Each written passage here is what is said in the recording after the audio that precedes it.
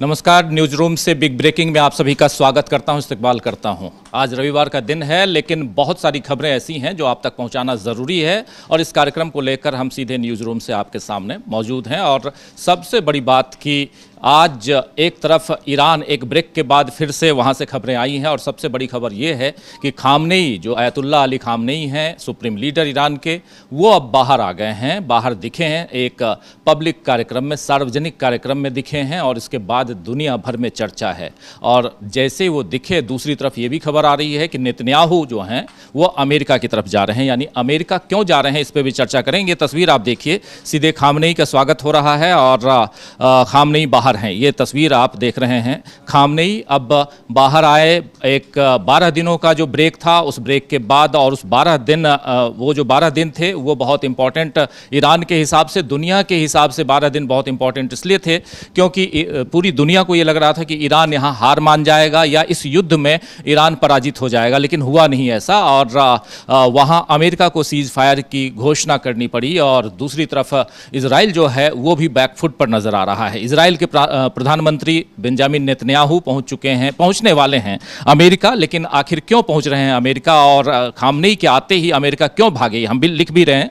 तो एक ये खबर जिस पर निगाहें टिकी हुई हैं, नजरें टिकी हुई हैं, और यहां से लेकर पूरे अगर मिडिल ईस्ट में क्या गणित बनने जा रहा है, क्या समीकरण बनने जा रहा है, और साथ साथ अमेरिका में क्या कुछ हो रहा है, ये हम आप तक पहुंचाएंगे। इसके अलावा दूसरी खबर जो है वो अपने देश की है और अपने देश में भी बिहार की है। और बिहार से जो खबरें हैं, 2-3 बहुत महत्वपूर्ण खबर। एक तो बिहार में आप जान रहे हैं कि लगातार वहां पर वोटर ID कार्ड को लेकर जो तस्वीरें आ रही हैं वो कहीं ना कहीं डरावनी हैं। और दूसरी तस्वीर जो है वो ये है कि कल एक व्यापारी की हत्या होती है और उसके बाद सियासत काफी तेज है। तीसरी तस्वीर एक और है बिहार से, वो कि 29वां स्थापना दिवस कल RJD ने मनाया है। उसमें लालू प्रसाद यादव भी थे, RJD सुप्रीमो, उनके अलावा वहां पर दूसरे नेता भी थे और राबड़ी देवी भी थी, तेजस्वी यादव थे। तेजस्वी यादव ने वहां जो बयान दिया है, जो भाषण दिया है, उसमें एक चेतावनी, पहली बार कोई नेता खुले तौर पर, खुले मंच से मीडिया के बाइकआउट की बात उन्होंने कही है, उस पर हम चर्चा करेंगे। और आइए जरा समझते हैं, पहले सबसे पहले खामनेई और उन खबरों पे जाएंगे, लेकिन उससे पहले जरा बिहार आते हैं। बिहार में भी तेजस्वी यादव की इस बाइट को देख लेते हैं, जरा कह क्या रहे हैं और क्यों धमका रहे हैं सीधे सीधे मीडिया को, ये अखबारों को, ये जानना जरूरी है। और यहां से लेकर, अगर इस बाइट को आप देखते हैं तो यहां से लेकर खामनेई तक की बहुत सारी तस्वीरें क्लियर हो जाएंगी, इसलिए ये बाइट सुनना बहुत जरूरी है। पहली बार कोई नेता खुलकर, अब हालांकि कांग्रेस के कई नेता जो हैं वो खुल के आए हैं और गोदी मीडिया का बाइकआउट करेंगे, ये सारी बातें, ये गोदी मीडिया शब्द मैं स्पेशली कह रहा हूं, मेंशन कर रहा हूं, इसका कई बार बयानबाजियां हुई हैं, लेकिन फिर भी वहीं जाकर वो बैठते हैं कांग्रेस के नेता। लेकिन ये एक ऐसे नेता हैं जो लगातार इस मीडिया का और बाइकआउट की बात तो करते रहे, लेकिन अभी अपने मंच से अगर खुलेआम कह रहे हैं तो इसके क्या मायने हैं, बाद में चर्चा करेंगे। पहले सुनिए इनको। कुछ मीडिया है, उनका TTM करने का काम भी लोग छोड़ेंगे नहीं। ताबड़तोड़ तेल मालिश करो, मीडिया के लोग एजेंडा सेट करते हैं, प्रोपेगेंडा करते हैं। ऐसे लोगों ने बिहार और देश को बर्बाद करने का काम किया है। हम खुल के कहना चाहते हैं, कुछ ऐसे अखबार है विपक्ष की बात को नहीं छापते। लालू जी का राज था, राबड़ी जी का शासन था, विपक्ष का खबर पहले पन्ने में छपता था, कहीं चींटी मर गई तो उसको दिखाया जाता था। आज बिहार में अपराध हो गया, बढ़ रहा है, लेकिन इन कायरों की हिम्मत नहीं है कि पहले पन्ने पे छाप सके। कायर है ये, और ऐसे अखबार हैं, हम इनको कुछ दिनों का समय देते हैं। हम अपने समर्थकों से कहेंगे कि ऐसे ऐसे अखबारों को अगर नहीं सुधरोगे तो आपका बॉयकॉट करेगा, कोई गांव में अखबार नहीं जाएगा, न कोई पढ़ेगा। साथ दीजिए आप लोग, जो देश को बर्बाद कर रहे, सबसे बड़ी भूमिका मीडिया की है। दिन भर प्रोपेगेंडा चलाने वाले लोग, सामंतवादी लोग, कब्जा लिया है इन लोगों ने। बिके हुए लोग हैं ये लोग, बिके हुए लोग हैं। एक आज का अखबार लाओ, आज का अखबार लाओ, सारा अखबार लाओ, हम आपको देखता है कि कितना % विपक्ष को स्पेस मिला और कितना बीजेपी या जदयू के लोगों को ये लोग स्पेस देते हैं।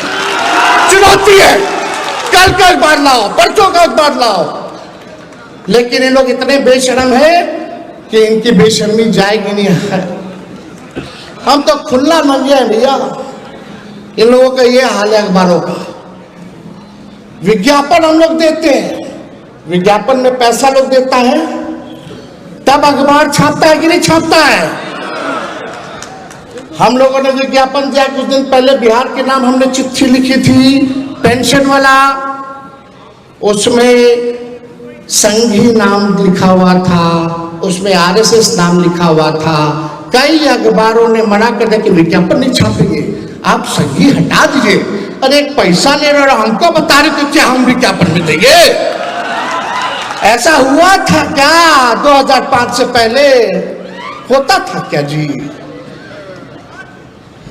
यही हमारे चाचा बोलते थे बीजेपी जब हमारे साथ 17 महीने थे, अखबार वालों को उन्होंने छापता है, सब तो वहीं से चलता है, ये सच्चाई है। अखबार वालों को क्या करना है, बैठे बैठे सब मिल रहा है, वीडियो है, टीवी है, सुविधा है। अब जर्नलिज्म तो खत्म हो गया, अब तो पत्रकार के नाम इन लोगों को देना ही नहीं चाहिए। पत्रकार क्या होते हैं? दूसरा नाम दिया जाएगा जब बॉयकॉट किया जाएगा तो खुल के हम बोलेंगे। जब मोदी जी और इनके आकाओं से लालू जी नहीं डरे तो लालू जी का बेटा अखबार वालों से डर जाएगा? हम लोग डरे वाला है, जो लड़ता है वही जीतता है। इसलिए आप सब लोगों का साथ मिलना चाहिए, तेजस्वी को सबका साथ मिलेगा, ऊपर वाले दोगे। इनको सबक सिखाना है ना, देश सुधारना है तो, संविधान लोकतंत्र बचाना है तो इनको सबक सिखाना है ना। ऐसा ऐसा मीडिया हम लोग नहीं खोल लेंगे, मीडिया सब लोगों के मदद से, लेकिन अभी भी वक्त है, सुधरिए। जब देश आपके हाथ से निकल जाएगा तो अभी तो थोड़ा थोड़ा मजा ले रहा है लोग, बाद में जब कोई नहीं बचेगा तो तुम ही बचोगे, फिर तुमको भी नहीं छोड़ेगा ये लोग, जो लोग सत्ता में बैठा है। समझ जाना चाहिए। अखबार हत्या कोई नहीं डर दिखाएगा जी। हम जिस दिन ओथ लिए थे 17 महीनों वाला, उस दिन कहीं आरा में कुछ घटना हो गई थी तो यही मीडिया के लोग लिखते थे जंगल राज रिटर्न्स। वाह रे भाई वाह। आज क्या है, आज क्या स्थिति है बताइए? कहीं भी जाओ, ब्लॉक थाना जाओ, घूसखोरी बढ़ी है कि नहीं बढ़ी है? कितना घोटाला हो रहा है, सबको छुपा दिया जा रहा है।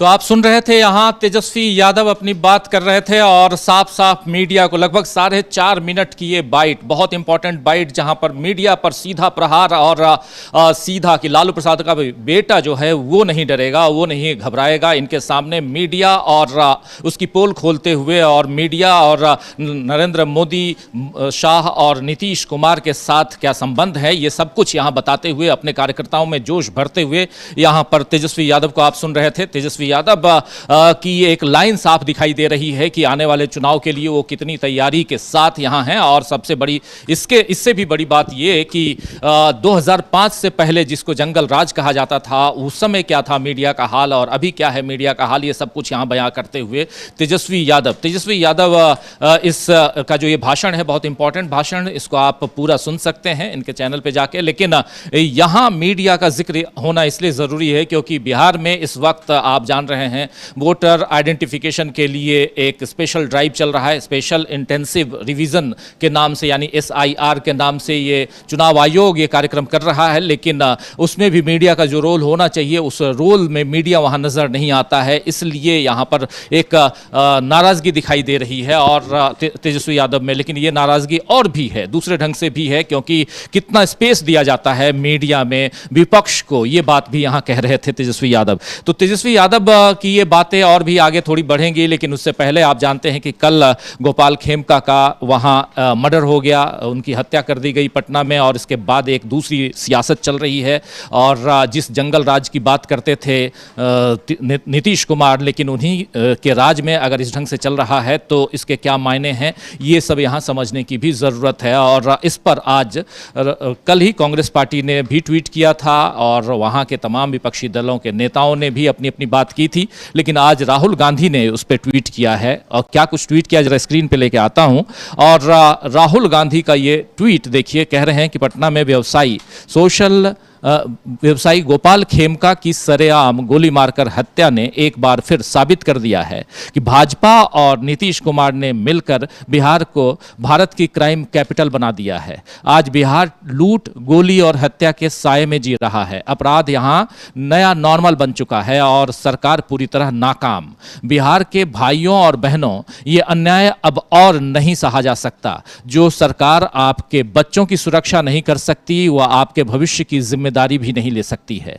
हर हत्या, हर लूट, हर गोली एक चीख है बदलाव की। अब वक्त है एक नए बिहार का, जहां डर नहीं तरक्की हो। इस बार वोट सिर्फ सरकार बदलने का नहीं, बिहार को बचाने का है। इस बार वोट सिर्फ सरकार बदलने का नहीं, बल्कि बिहार को बचाने का है। ये बात यहाँ राहुल गांधी लिख रहे हैं। तो राहुल गांधी यहाँ इस मसले पे आए और इनके तुरंत बाद एक ट्वीट और आया है, वो है तेजस्वी यादव का। तेजस्वी यादव ने इस पर अपनी बाइट भी दी है, अपना बयान भी दिया है। जरा तेजस्वी यादव के उस बयान को भी सुन लीजिए। और जिस जंगल राज के नाम से 20 साल तक वहाँ राज कर रहे हैं नीतीश कुमार, उसको काउंटर करते हुए एक प्रोग्रेसिव बिहार बनाने की कोशिश जो शुरुआत में दिख रही थी, वो 2005 से 2007-8 की तरफ बढ़ते हुए, और नीतीश कुमार की बात होती थी। लेकिन वो नीतीश कुमार जो हैं आखिर कहाँ हैं, आखिर क्यों हाहाकार मचा हुआ है आज की तारीख में बिहार में, ये नीतीश कुमार के बिहार में क्यों हाहाकार है, ये समझने की भी ज़रूरत है। लेकिन उससे पहले ज़रा सुन लीजिए क्या बाइट दे रहे हैं, क्या कह रहे हैं। दुख होता है, देखा नहीं जा रहा है इनके परिवार का दुख हम लोगों को, and this is too much. जंगल राज की बात करने वाले आज कहाँ है? क्या सुनवाई हो रही है, क्या कार्रवाई हो रही है, क्या एक्शन लिया गया है? हम इसीलिए है हमेशा बुलेटिन जारी करते हैं, बिहार में ऐसा कोई दिन नहीं गोलियां न चल रही हो। नेता विरोधी दल के यहाँ गोलियां चलती है, मुख्यमंत्री आवास के बाहर गोलियां चलती है, डेवलपमेंट कमिश्नर के बाहर गोलियां चलती हैं, जज साहब के बाहर गोलियां चलती है, इनके मंत्री के घर के बाहर गोलियां चलती है, विशेषरिया भवन में के सामने रोड पे पीछे पीछे एडीजी लॉ एंड ऑर्डर और आगे आगे अपराधी गोली मारता हुआ जाता है। आज तक कोई भी अपराधी पकड़ा गया? मेरे घर के बाहर 4 गोलियां चली, क्या हुआ? क्या एक्शन लिया गया? किस पर जिम्मेदारी तय की गई? आप समझ सकते हैं स्थिति बिहार की भयावह है। और सरकार में डर भय खत्म हो गया, बस इंतजार करना कब आपको आएगा, ठोक के चला जाएगा। आपको डर लगा? आप 500 मीटर आप एक बात बताएं, जो आपको महसूस हो रहा है ना, वही महसूस हमको भी हो रहा है। ये इंसान हम लोग हैं, इंसान है, इतना बड़ा नाम है इनका। आप बताइए 6 साल से इनके बेटे के हत्यारा जो है अब तक क्यों नहीं पकड़ा गया? ये क्यों नहीं पकड़ा गया? सीसीटीवी हर जगह रोड पे चलिए, 2 घंटा लगा इनके परिवार के लोगों को कहने आने में। जब प्रधानमंत्री जी आते हैं भाषण देने, जंगल राज अपने दोनों उप मुख्यमंत्री को बुला के पूछो, हिसाब लो क्यों जो है बार बार अपराध बिहार का बढ़ रहा है।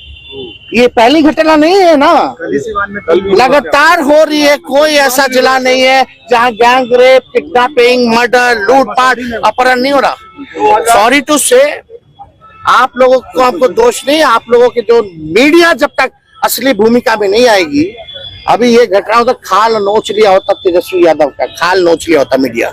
हमको डर नहीं है किसी से, कोई एडिटर पेडिटर हो, छापो ना छापो हमको क्या लेना देना, लेकिन सच तो छापो भाई। ये कौन सा राज है सर? हमारा राज आए, हमारे राज में अगर कोई घटना तो बोलो, लेकिन एनडीए के राज में घटना है तो छुपाओ,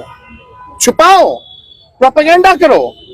माफ कीजिएगा, सॉरी टू से, लोकतंत्र में तो सुन रहे थे आप, यहाँ पे कह रहे हैं सॉरी टू से, लेकिन लोकतंत्र में जो कुछ होना चाहिए, मीडिया के रोल पे यहाँ फिर बरस रहे हैं तेजस्वी यादव। और पटना में जो घटना घटी है गोपाल खेमका की हत्या के बाद, और 6 साल पहले उनके बेटे की हत्या इसी ढंग से हुई थी, उसके बाद वो जांच कहाँ तक पहुंची, ये सवाल भी खड़ा कर रहे हैं यहाँ पर तेजस्वी यादव। और उसके साथ साथ पूछ भी रहे हैं कि आखिर आज अगर मीडिया और हमारी सरकार होती तो यही मीडिया हमारी खाल खींच लेता, लेकिन यहाँ पर बिल्कुल दूसरी तरफ की, दूसरे ढंग की गंगा बह रही है और दूसरी दिशा में बह रही है। ये बात यहां किसी न किसी रूप में रखते हुए, मीडिया पर बरसते हुए एक बार फिर आज जैसे कल बरस रहे थे, और जो बाइट अभी आपने थोड़ी देर पहले सुनी तेजस्वी यादव की, और आज फिर बरसते हुए। लेकिन एक तरफ तेजस्वी यादव, दूसरी तरफ राहुल गांधी और विपक्ष के तमाम नेता सत्ता पक्ष पर हमलावर हैं, ये दिखाई दे रहा है। और इनके साथ साथ ये दिखाई दे रहा है कि नीतीश कुमार कहीं ना कहीं बैकफुट पे हैं, वो दिख नहीं रहे हैं कि आखिर हैं कहां, नीतीश कुमार की पार्टी आखिर है कहां। और इन सब के बीच सवाल ये भी उठता है कि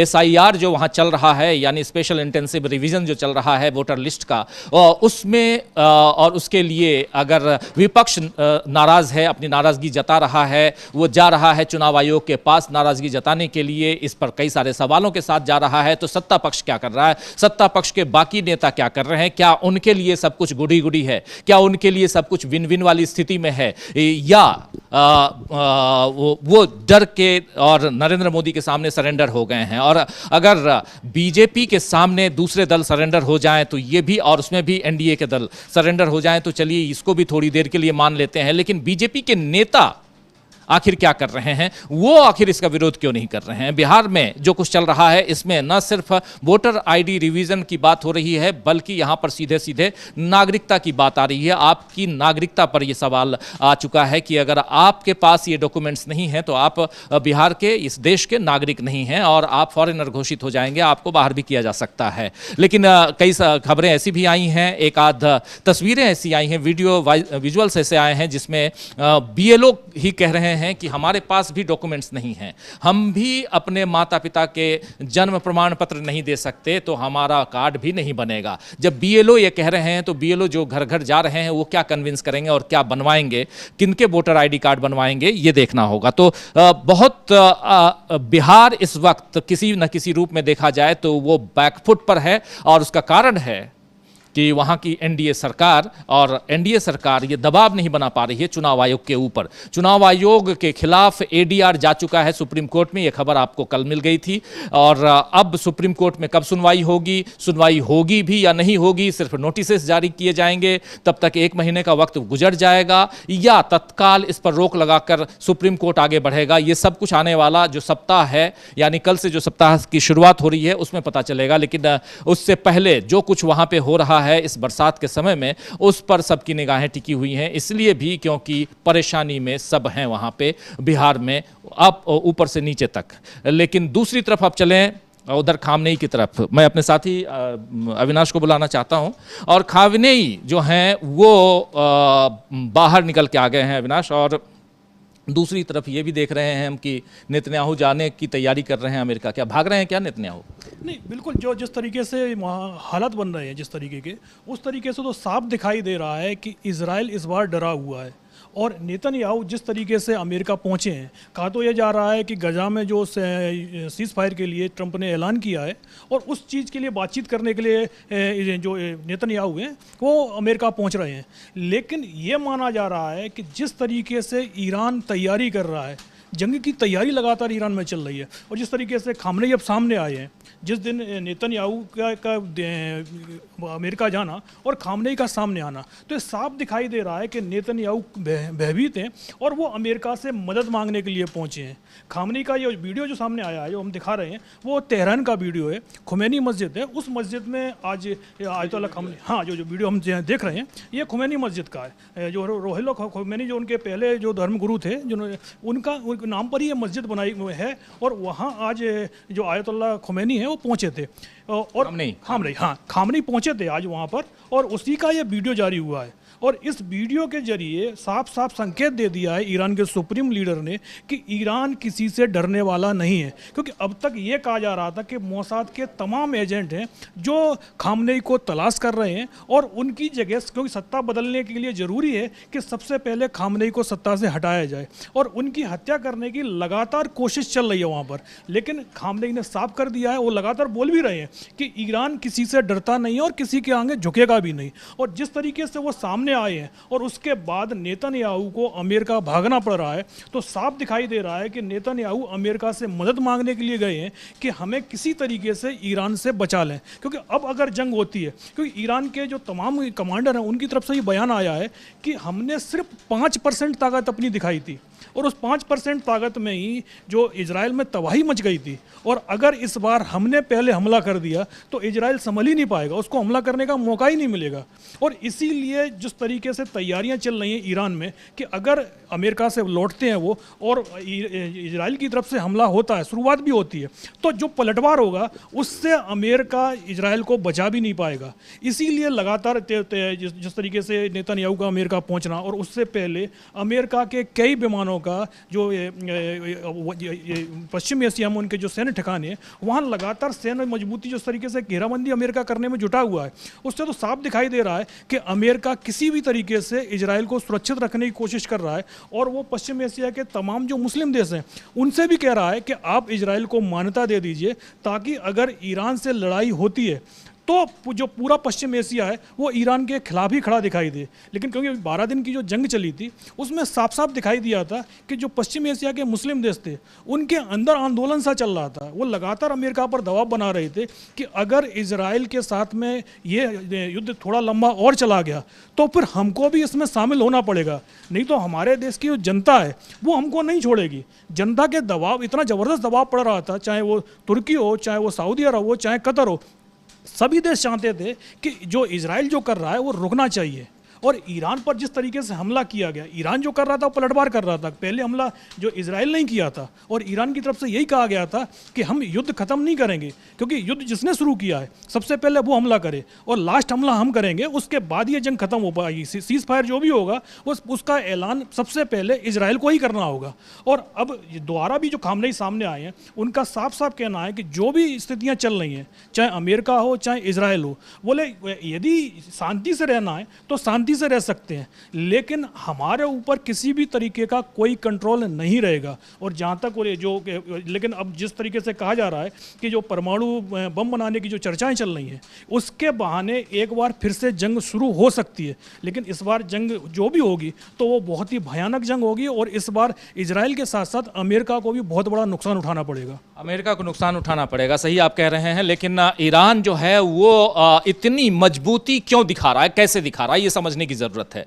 इसलिए दिखा रहा है क्योंकि एक तरफ पुतिन, दूसरी तरफ शी जिनपिंग, ये दोनों साथ दे रहे हैं। और इस बार कहा यह भी जा रहा है कि ये जो जंग है वो एक ईरान अकेला नहीं लड़ेगा, बल्कि उनका साथ देते हुए पुतिन यानी रशिया और उधर चाइना, ये दोनों साथ देते हुए नजर आएंगे। तो 3 देश एक साथ मिलकर अगर जंग लड़ेंगे तो उस जंग में अमेरिका का क्या होगा, उस जंग में इजराइल का क्या होगा। अमेरिका तो दूर है ईरान से, लेकिन इजराइल तो बिल्कुल पास में 2000 किलोमीटर की दूरी पे है, और बैलिस्टिक से तो काफ़ी वहाँ पे परेशानियों में फंसा था इजराइल, आप जानते हैं। इसलिए यहाँ पर ईरान, और अब खामनेई का बाहर आना, क्योंकि जिस खामनेई के बारे में कह रहा था अमेरिका कि मुझको पता है कि वो कहाँ छिपे हुए हैं और कभी भी हम मार सकते हैं, वो खामनेई अब कहाँ हैं ये दिख रहा है साफ साफ। और तमाम वहाँ के जो लोग हैं तेहरान में अभिवादन कर रहे हैं, और देखिए यहाँ खामनेई नजर आ रहे हैं। ये तस्वीर जीती जागती तस्वीर है, ये कोई आर्टिफिशियल इंटेलिजेंस वाली तस्वीर नहीं है जो अमेरिका से या इजराइल से ऐसी तस्वीरें आती हैं।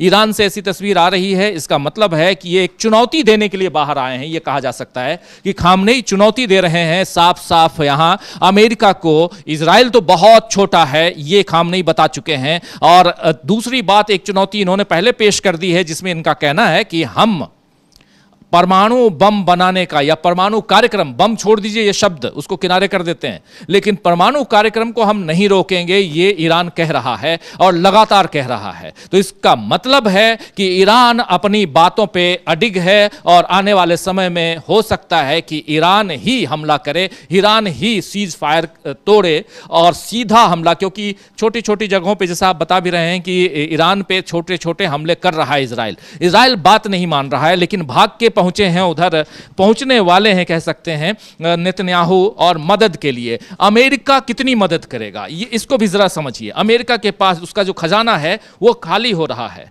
एलन मस्क के पास में, दुनिया के सबसे रिचेस्ट आदमी, उनके पास जो खजाना था वो दे चुके, चुनाव लड़वा चुके, डोनाल्ड ट्रंप को जिता चुके, 6 महीने भी नहीं साथ में रहे, और अब एलन मस्क ने अपनी पार्टी को बनाने का, अपनी नई पार्टी बनाने का ऐलान कर दिया है, उसकी घोषणा कर दी है। उस पर भी आएंगे, अमेरिका आएंगे, लेकिन उससे पहले इजराइल, ईरान, अमेरिका और इधर ईरान का साथ देते हुए न सिर्फ रूस और न सिर्फ चीन, बल्कि अब ईरान का साथ देते हुए वो भी कंट्रीज हैं, गल्फ कंट्रीज, जो पहले थोड़ा दबे हुए, डरे हुए नजर आते थे। कतर में अमेरिकी बेस है, इराक में अमेरिकी बेस है, सऊदी में अमेरिकी बेस है, ओमान में अमेरिकी बेस है, ये सारे अमेरिकी एयर बेस वहां पे हैं। लेकिन उसके बाद भी सैनिक बेस, उसके बाद भी अब ये देश, आप ये सोचिए कि कतर जहां पे हमला किया ईरान ने अमेरिकी बेस पे, वहां कतर के साथ रिलेशन खराब होना चाहिए था, आयतुल्ला खामनेई का रिलेशन खराब होना चाहिए था ईरान का, लेकिन ऐसा नहीं हुआ। कतर के बारे में जो खबरें आई, बहुत सारी खबरें जो अभी थोड़ी देर पहले आप सुन रहे थे दोस्तों, तेजस्वी यादव का बयान कि मीडिया जो है वो खबरों को कैसे छुपा रहा है, दबा रहा है, और उनके जो मालिकान हैं वो कैसे एक गलबैयां कर रहे हैं सत्ता पक्ष के साथ में, ये सारी बातें तेजस्वी यादव कह रहे थे। वही बात दुनिया के मीडिया पे भी लागू होती है और यहां दिखाई दे रही है। यहां जरा हम लोग मिडिल ईस्ट की भी बात कर लें चर्चा में, और मिडिल ईस्ट में क्या कुछ दिखाई देता है। कतर जो पहले कह रहे थे कि वो अमेरिका का साथी है, सऊदी अमेरिका का साथी है, ओमान अमेरिका का साथी है, लेकिन यहां अकेला पड़ता हुआ अमेरिका दिखाई दे रहा है, अकेला पड़ता हुआ इजराइल दिखाई दे रहा है। नहीं, बिल्कुल, क्योंकि जिस तरीके से जो 12 दिन की जंग चली थी उस दौरान भी मिडिल ईस्ट में जितने भी देश हैं उन सभी ने अपने बेस अमेरिका को या इजराइल को देने से मना कर दिया था। अमेरिका ने भी जो हमला किया था, अपने जो B-2 बम वर्षक विमान भेजे थे, वो सीधा अमेरिका से उड़कर आए थे और बम गिराकर वापस चले गए थे। मिडिल ईस्ट के किसी भी एयरबेस का इस्तेमाल करने की छूट नहीं दी गई थी। जो खाली एक तरीके से जो ईरान को चौंकाने के लिए एक दूसरा ग्रुप जरूर आया था जो वहाँ उतरा, लेकिन जिस विमानों से हमले किए गए उसका इस्तेमाल मिडिल ईस्ट के जो एयरबेस जो अमेरिका के पास में हैं उनका इस्तेमाल नहीं करने दिया गया था। और इस बार भी जिस तरीके की तैयारियां चल रही हैं उससे भी ये साफ है कि जो मिडिल ईस्ट के देश हैं उन्होंने साफ कह दिया है कि जंग आपको लड़नी है, हमें नहीं लड़नी है। आपको जो जंग जिस तरीके से लड़नी है, इस तरीके से पिछली बार भी इजराइल ने हमले किए थे, उस तरीके से आप लोग आपस में लड़िएगा, लेकिन हम कोई मदद नहीं कर पाएंगे। तो जिस तरह आपने देखा था पिछली बार जो नाटो था, नाटो भी इस जंग में कूदने से साफ मना कर दिया था, जबकि ये कहा जाता है कि नाटो की एक कंट्री यदि किसी जंग में शामिल होती है तो पूरा का पूरा नाटो शामिल हो जाता है। लेकिन यहाँ देखा गया था कि खाली अमेरिका ही युद्ध लड़ रहा था, बाकी के जो 31 राष्ट्र हैं नाटो में शामिल हैं वो कोई भी इस जंग में शामिल नहीं हुआ था। यहाँ तक तुर्की तो बिल्कुल पड़ोस में ही है ईरान के, लेकिन तुर्की ने भी साफ मना कर दिया था कि हम इस जो जंग है उसमें शामिल नहीं होंगे। और उसके बाद ही ये 12 दिन की जंग में अमेरिका को सीज फायर करना पड़ा था, क्योंकि अमेरिका को ही पता था, जो डोनाल्ड ट्रंप है उन्होंने भी इस चीज़ बोली थी कि जो ईरान की मिसाइल हैं उन्होंने ज़बरदस्त नुकसान पहुंचाया है। और दूसरी बात, जैसे आपने ही बताया कि अमेरिका का खजाना खाली हो चुका है, और ये बात तो अमेरिका के मीडिया ने भी बताई थी कि जो इजराइल है उसके पास जंग लड़ने के लिए अब ज़्यादा दिन के लिए हथियार बचे भी नहीं थे, 7-8 दिन। और वो भी ये कहा गया था कि वो भी 7-8 दिन तब हैं जब ईरान की तरफ से जो हमला है वो सीमित होता है। अगर ईरान ने एक साथ 200-300 बैलिस्टिक मिसाइलें दाग दी तो फिर जो 6-7 दिन हैं वो 2-4 दिन ही बचे रह सकते हैं। और उसके बाद दूसरी बात ये भी है कि अमेरिका के पास में भी हथियारों की शॉर्टेज हो गई है कि 2 साल से वो लगातार जो उनका गाजा में जो अभियान चल रहा है इजराइल का, उसके चलते लगातार जो गोला बारूद है अमेरिका से सप्लाई चल रही है। 3 साल से यूक्रेन और रूस के बीच में युद्ध चल रहा है, उसकी सप्लाई की जा रही है। और अब यह कहा जा रहा है कि जो डोनाल्ड ट्रंप ने यूक्रेन को जो हथियार दिए थे, जो मिसाइलें दी थी, वो सारी की सारे हथियार और मिसाइलें वापस मंगाई जा रही हैं, क्योंकि अमेरिका के पास खुद अपने लड़ने के लिए हथियार नहीं बचे हैं। तो ऐसे में अगर इस बार फिर से मिडिल ईस्ट में लड़ाई होती है तो फिर इजराइल किसके हथियारों से लड़ेगा? क्योंकि यूरोप ने साफ साफ मना कर दिया था कि हम अपने हथियार नहीं देंगे। फ्रांस ने तो जो ट्रांसपोर्ट सपोर्ट है उसको भी देने से मना कर दिया था। और एक तरीके से देखा जाए फ्रांस की तरफ से जो भी बयान आ रहे थे वो ईरान के समर्थन में ही आ रहे थे, इजराइल के खिलाफ लगातार, क्योंकि इजराइल को पूरा यूरोप हमलावर मान रहा था। यहाँ तक अमेरिका में भी इजराइल के खिलाफ में विरोध प्रदर्शन चल रहे थे। लेकिन एक जो लॉबी है इजराइल समर्थक लॉबी, तो वो सत्ता पक्ष पर हावी है, इसीलिए अमेरिका इस पूरी लड़ाई में इजराइल का खुलकर समर्थन कर रहा है। बाकी अगर देखा जाए तो कोई भी देश इस जंग में, जो 12 दिन की जंग चली थी, उसमें इजराइल के साथ खड़ा हुआ नहीं दिखाई दिया था। सभी लोगों का जो समर्थन था या तो खुलकर ईरान के साथ बोल रहे थे और या एक तरीके से न्यूट्रल हो गए थे। लेकिन उनका जो जनता का सपोर्ट था, वो दबाव जो भी था, वो पूरा का पूरा दबाव यही था कि आप ईरान की मदद कीजिए। और अब जब सीज फायर हुआ है उसके बाद से ईरान ने अपनी जो डिफेंस सिस्टम है उनको ज़बरदस्त तरीके से मजबूत किया है। पहले तो उनको रूस से मदद मिली है, क्योंकि वो अभी तक वो रूस के डिफेंस सिस्टम जो थे उनका इस्तेमाल कर रहे थे, और अब उनको चीन से भी डिफेंस सिस्टम मिल गए हैं।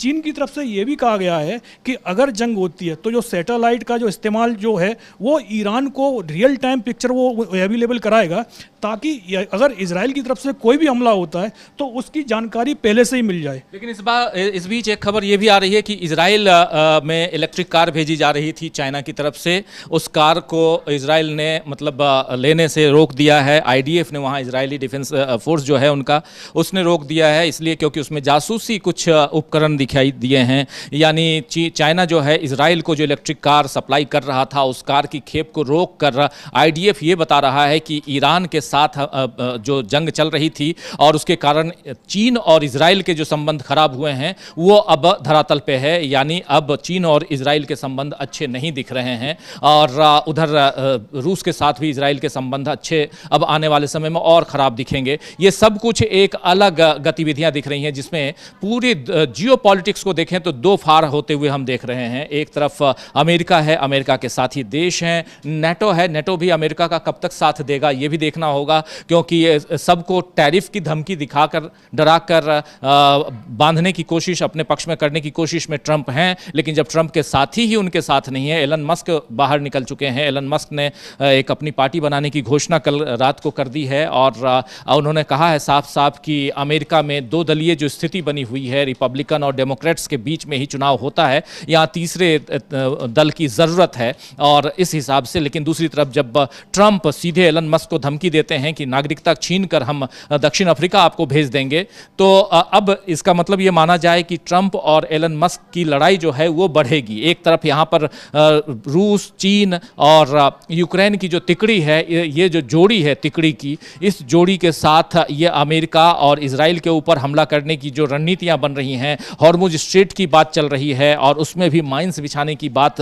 बीच में आई थी। सऊदी अरब क्या करेगा, ओमान क्या करेगा, कतर क्या करेगा, इराक क्या करेगा, इन सब पे सबकी निगाहें टिकी हुई हैं, और पूरा का पूरा गल्फ जो है वो सिर्फ और सिर्फ इजराइल के कारण अभी एक कहें तो अशांत स्थिति में यहाँ पर बना हुआ है। लेकिन एलन मस्क और डोनाल्ड ट्रंप की जो स्थिति बन रही है, दोनों के बीच जो लड़ाई है वो अब तल्खियां बढ़ेंगी, क्योंकि इन्होंने जब अगर पॉलिटिकल पार्टी बना ली है अविनाश, तो इसका मतलब है साफ साफ ये माना जाए कि जब पॉलिटिकली आप राइवल होते हैं एक दूसरे के, हम लोग अपने देश में भी देखते हैं जैसे कांग्रेस और बीजेपी के बीच जो चलता है, वो अगर वहाँ पर भी चलना शुरू हो जाएगा तब तो एक डिक्टेटरशिप की तरफ जो जाते हुए डोनाल्ड ट्रंप दिखाई दे रहे हैं अभी, जो अघोषित रूप से है, वो उसको और उसका उभार देखेंगे, ऐसा लगता है।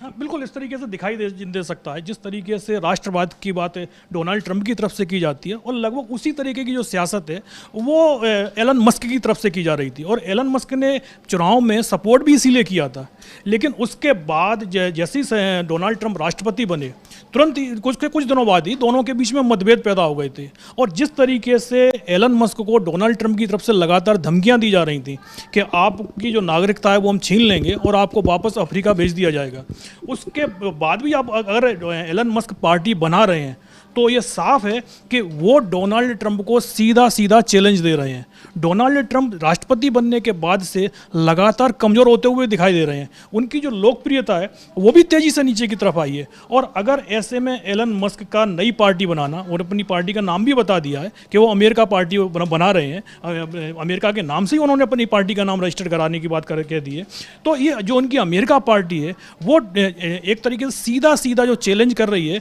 वो डोनाल्ड ट्रंप को ही कर रही है। और अगर उनके उम्मीदवार उतरते हैं तो सबसे पहली बात तो ये नवंबर में ही इस बार इलेक्शन होने हैं, तो नवंबर में ही ये दिखाई दे जाएगा कि एलन मस्क कितना बड़ा नुकसान डोनाल्ड ट्रंप को पहुंचा रहे हैं। और अगर थोड़ा भी नुकसान पहुंचा दिया तो वैसे भी ये कहा जा रहा है कि जो लोकप्रियता है जो डोनाल्ड ट्रंप की वो नीचे की तरफ तेजी से आई है, और चुनाव में उनकी पार्टी को इसके चलते बड़ी हार भी मिल सकती है।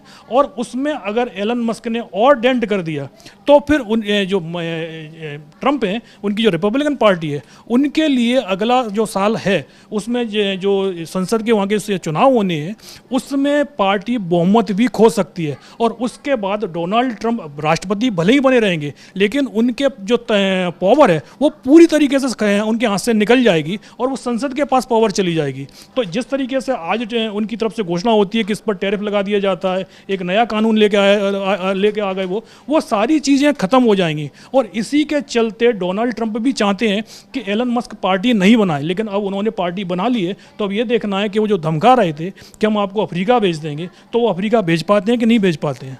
बहुत तेजी से अनपॉपुलर हो रहे हैं, उनकी पॉपुलैरिटी गिर रही है डोनाल्ड ट्रंप की, ये दिखाई दे रहा है अमेरिका में, क्योंकि सब तरफ उनकी बहुमत सीनेट में भी, हाउस ऑफ रिप्रेजेंटेटिव्स में भी, और उसके बाद अगर डोनाल्ड ट्रंप को वन बिग ब्यूटीफुल जो उनका जो ड्रीम प्रोजेक्ट था, ड्रीम विधेयक था, उसको पास करवाना, उस बिल को पास करवाने में उनकी हालत खराब हो गई थी। और उनके ही 3 सांसदों ने, 3 सीनेट के सदस्यों ने इनके खिलाफ जाकर वोट किया था, अभी 3 दिन पहले की बात है। और इन सब के बीच अगर डोनाल्ड ट्रंप को चुनौती देने के लिए एलन मस्क, जो दुनिया के सबसे अमीर उद्योगपति हैं, वो सामने हैं, और अमेरिका पार्टी के नाम से अगर वो पार्टी अपनी बनाने की घोषणा कर रहे हैं, तो एक चुनौती और वहां पर डोनाल्ड ट्रंप के सामने है। दुनिया में एक राइट विंग का उभार, और उसमें एक सबसे उभरते हुए सितारे के रूप में देखे जरूर जा रहे हैं डोनाल्ड ट्रंप, लेकिन दूसरी तरफ आप देखिए तो हर तरफ मीडिया के ऊपर प्रहार करने की, उसको शिकंजे में लेने की कोशिश,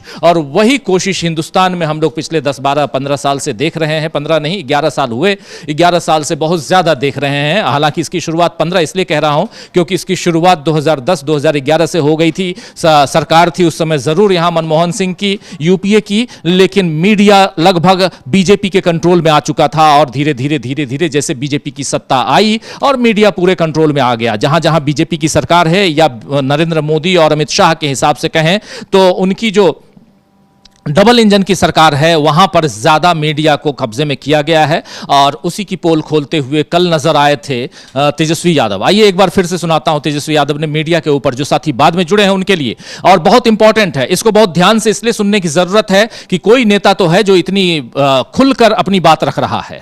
राहुल गांधी भी कहते रहे हैं, लेकिन राहुल गांधी अपनी पार्टी के नेताओं को अपने कंट्रोल में नहीं ले पाते हैं। कल से राहुल गांधी का जो सोशल मीडिया विंग है और उनकी जो हेड हैं, उनके खिलाफ मोर्चा उन्हीं मीडिया विंग के लोगों ने खोल रखा है। तो राहुल गांधी को अपनी टीम देखनी पड़ेगी, लेकिन तेजस्वी यादव यहां पर जो बात कह रहे हैं वो भी राहुल गांधी को सुनना चाहिए। इसलिए सुनना चाहिए कि इसके बाद कम से कम बाइकआउट करना तो शुरू कीजिए, अगर आपको चुनाव में आगे जीतना है तो, जीत की भूख पैदा करनी है तो। सुनिए पहले। कुछ मीडिया है, उनका टीटीएम करने का काम भी लोग छोड़ेंगे नहीं। ताबड़तोड़ तेल मालिश करो, मीडिया के लोग एजेंडा सेट करते हैं, प्रोपेगेंडा करते हैं। ऐसे लोगों ने बिहार और देश को बर्बाद करने का काम किया है। हम खुल के कहना चाहते हैं, कुछ ऐसे अखबार है विपक्ष की बात को नहीं छापते।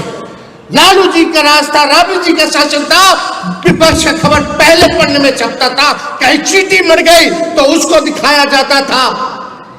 आज बिहार में अपराध हो गया, बढ़ रहा है, लेकिन इन कायरों की हिम्मत नहीं है कि पहले पन्ने पे छाप सके। कायर है ये, और ऐसे अखबार हैं, हम इनको कुछ दिनों का समय देते हैं। हम अपने समर्थकों से कहेंगे कि ऐसे ऐसे अखबारों को अगर नहीं सुधरोगे तो आपका बॉयकॉट करेगा। कोई गांव में अखबार नहीं जाएगा, न कोई पढ़ेगा। साथ दीजिएगा आप लोग जो देश को बर्बाद कर रहे हैं। सबसे बड़ी भूमिका मीडिया की है। दिन भर प्रोपेगेंडा चलाने वाले लोग, सामंतवादी लोग, कब्जा लिया है इन लोगों ने। बिके हुए लोग हैं ये लोग, बिके हुए लोग हैं।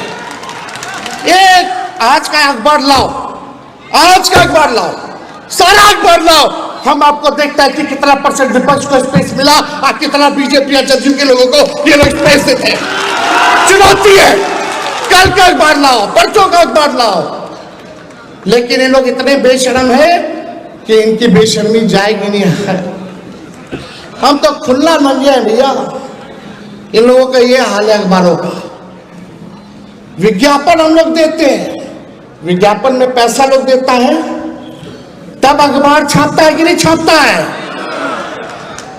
हम लोगों ने विज्ञापन दिया कुछ दिन पहले, बिहार के नाम हमने चिट्ठी लिखी थी पेंशन वाला, उसमें संघी नाम लिखा हुआ था, उसमें आरएसएस नाम लिखा हुआ था। कई अखबारों ने मना कर दिया कि विज्ञापन नहीं छापेंगे, आप संघी हटा दीजिए। अरे एक पैसा ले रहे हो, हमको बता रहे तो क्या हम विज्ञापन में देंगे? ऐसा हुआ था क्या 2005 से पहले? होता था क्या जी? यही हमारे चाचा बोलते थे बीजेपी जब हमारे साथ 17 महीने थे अखबार वालों को, उन्होंने छापता है, सब तो वहीं से चलता है। यह सच्चाई है। अखबार वालों को क्या करना है? बैठे बैठे सब मिल रहा है, वीडियो है, टीवी है, सुविधा है। अब जर्नलिज्म तो खत्म हो गया। अब तो पत्रकार के नाम इन लोगों को देना ही नहीं चाहिए। पत्रकार क्या होते हैं? दूसरा नाम दिया जाएगा जब बॉयकॉट किया जाएगा तो खुल के हम बोलेंगे। जब मोदी जी और इनके आकाओं से लालू जी नहीं डरे तो लालू जी का बेटवा अखबार वालों से डर जाएगा। हम लोग डरे वाला है। जो लड़ता है वही जीतता है। इसलिए आप सब लोगों का साथ मिलना चाहिए। तेजस्वी को सबका साथ मिलेगा, ऊपर वाले दोगे। इनको सबक सिखाना है ना, देश सुधारना है तो, संविधान लोकतंत्र बचाना है तो इनको सबक सिखाना है ना।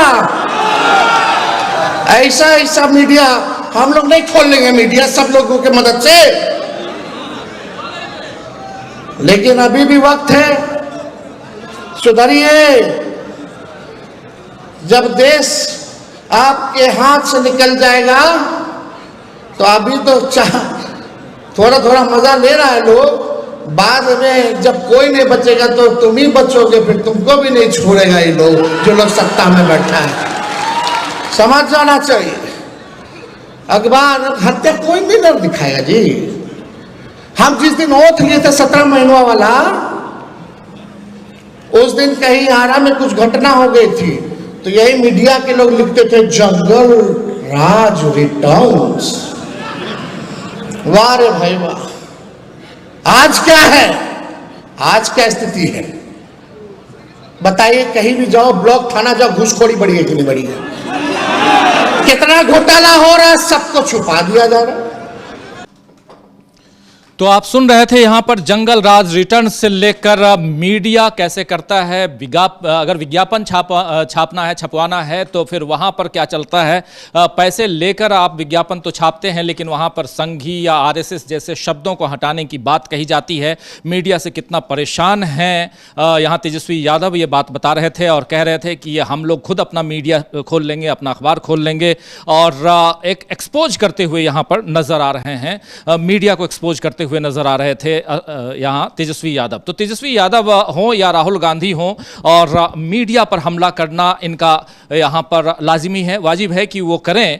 लेकिन साथ साथ इन पार्टियों के नेताओं को ये भी समझना होगा, सोचना होगा कि क्या ये जब ऐसे मीडिया में अपने प्रवक्ताओं को भेजते हैं तो उस समय आखिर क्यों भेजते हैं? क्या अपने प्रवक्ताओं को न भेजने का जो फरमान पहले कांग्रेस पार्टी ने पहले जारी किया था वो उसको रिवाइव करने की कोशिश करेंगे कांग्रेस पार्टी के नेता? और यही बात यहाँ तेजस्वी यादव के भी तमाम जो प्रवक्ता जाते हैं, क्या तेजस्वी यादव इस बात को सोचेंगे? तो अलग अलग ढंग से आपका कहीं कुछ और, कहीं भाषण देने में कुछ और बोलिए और फिर आप उस ढंग से एक्ट ना करें तो फिर नजर आता है कि नहीं, कहीं ना कहीं आप दो अलग अलग रास्ते पे चल रहे हैं और आपको एक रास्ते पे आना होगा। और वो रास्ता अगर मीडिया के बायकॉट का है तो बायकॉट आपको करना होगा, वरना आप इसी ढंग से सिर्फ भाषण देते रह जाएंगे और मीडिया जो आपके खिलाफ। और जब आप 17 महीने के कार्यकाल की आप बात कर रहे थे कि 17 महीने के जब कार्यकाल में मैं आया और तो कहा गया, जब उप मुख्यमंत्री बना तो लिखा गया कि जंगल राज रिटर्न्स, और इसी मीडिया ने लिखा। तो मीडिया को लेकर जितनी चिंता होनी चाहिए इन पार्टियों को वो अभी कम है, ये साफ मुझे दिखाई देता है, ये मेरा मानना है दोस्तों।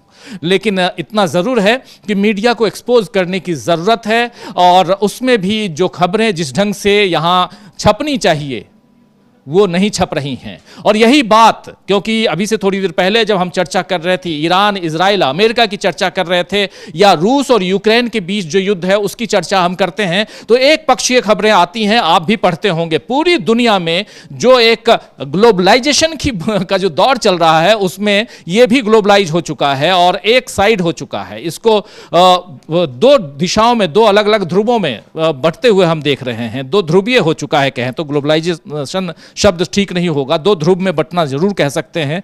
आपको यूक्रेन की खबर तो मिलेगी लेकिन रूस की खबरें नहीं मिलेंगी। रूस की खबरों को पश्चिमी मीडिया जो है वो दबाता है। यूक्रेन ने अगर एक हमला किया तो उसको बढ़ा चढ़ा के बताया जाता है कि रूस के ऊपर इतना हमला कर दिया, लेकिन वही अगर रूस करता है तो ये क्यों नहीं दिखाया जाता है? वही काम अगर ईरान कर रहा है तो क्यों नहीं दिखाया जा रहा है? अमेरिका और इजराइल की खबरें क्यों दिखाई जा रही हैं? ये सब कुछ समझने की जरूरत है। और वहां से आकर अगर आप हिंदुस्तान में आएंगे तो हिंदुस्तान में तो रोज ही देख रहे हैं आप, और आपको साफ समझ में आ रहा होगा कि क्या चल रहा है, क्या नहीं चल रहा है। पिछले 5-7 दिनों से आप कांवड़ को देख रहे होंगे, लगातार कांवड़ को लेकर एक मुहिम छेड़ा जा रहा है कि कांवड़ यात्रा फिर से शुरू हो रही है और उस यात्रा से पहले एक माहौल बनाने की और उसमें भी एक धर्म विशेष के लोगों के खिलाफ माहौल बनाने की कोशिश हो रही है। तो यह सब कुछ इसी मीडिया के जरिए हो रहा है। इसीलिए सबसे बड़ा कल्प्रिट अगर है कोई, अगर सबसे बड़ा कोई दोषी है तो वो मीडिया है। मैं खुद मीडिया का होने के नाते और मीडिया ओन करता हूं उस नाते भी मैं कह रहा हूं कि जो भी है वो गलत कर रहा है, नहीं होना चाहिए। चलिए इस कार्यक्रम को यहीं समाप्त करता हूं और